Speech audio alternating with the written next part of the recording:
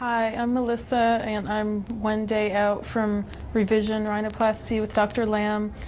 I saw him on TV, I think on Good Morning Texas, and then I looked on the internet and got some information on him and found some really good reviews and references for him. And I had my first surgery 5 years ago in Atlanta and couldn't breathe after that, and had the cartilage graft starting to poke out of my nose, so that's why I came to Dr. Lamb. And I have absolutely no pain at all, and the last time at that surgery I had a lot of pain and felt like I'd been hit by a truck, so it was quite a shock to get home yesterday and feel totally normal, even though I don't look totally normal. And even though I have a lot of bruising, it's a lot less than the last surgery where my whole face was bruised. As you heard from Melissa, she is now one day out from having the revision nose done.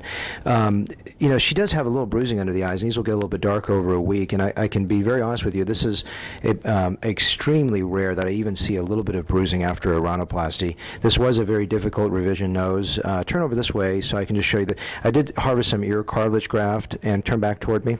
Let me tell you what I saw during the procedure.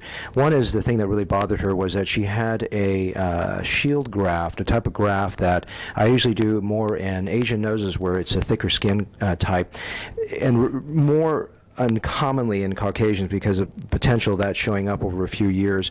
I took that graft out for her that was visible, and also made her tip hang a little bit too much from an aesthetic perspective. The other thing, I couldn't understand why she couldn't breathe, but when I opened everything up and looked in there, the cartilages had been cut through almost like what it's called a Goldman tip, and that had literally let all the sidewalls fall inward. So I rebuilt all that area to help her breathe, and she told me now that she was amazed at sleeping at night. She could even breathe with her mouth closed, which to me is exciting. And then if any of you guys know about what the Romanesque architecture is like with the flying buttresses, I recycled it recycled her graft from her nose that was not good, and also used some of the ear cartilage to actually support the wall of that cartilage. So not only did I reinforce and recreate that wall, but I put a little strut graft going out to the sides to help build the strength of that. Because when she came to see me, she said, I can't breathe when I just pull out the bottom part of my nose. So I knew something had been cut there. And the good thing is all those grafts are hidden underneath the cartilage, so these will not show up in years to come, which is obviously a concern.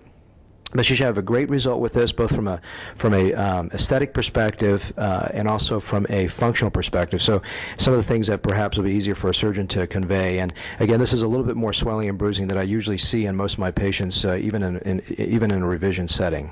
And again, we're one day out from the procedure. Okay. Hi, I'm 7 days out past my rhinoplasty revision, and the healing is going very well. My ear's been a little sore, but my nose hasn't been sore at all. And compared to the last one, it's like night and day. As you heard from Melissa, she is now 7 days out. A little soreness in the ear is normal after a revision nose when you have to take ear cartilage to reconstruct and rebuild the tip. This is a lot more bruising, if you can believe, than I usually see in most of my patients, but I think it's worth seeing some bruising that can happen with any procedure. Her tip does look swollen. This is a very difficult revision nose that I did in terms of getting the structure back so she could breathe. The nose doesn't hurt at all, right, Melissa? It doesn't hurt at all? It shouldn't. Noses don't hurt. I would say that a fraction of my patients maybe have a little discomfort the night of the procedure, maybe some soreness, but that's usually due to some congestion and a sinus headache. But in terms of discomfort, the nose doesn't hurt. The ear usually is a little uncomfortable the night of the procedure, and there may be some soreness for a few days, but I rarely have to use ear cartilage. The only time I have to use ear is if there's literally no cartilage left for me to do my job, and that was the case in this situation. But everything is going very well. It's 7 days out, so we're going to go ahead and end this journey just to see where Melissa is, and maybe we'll follow her in the future.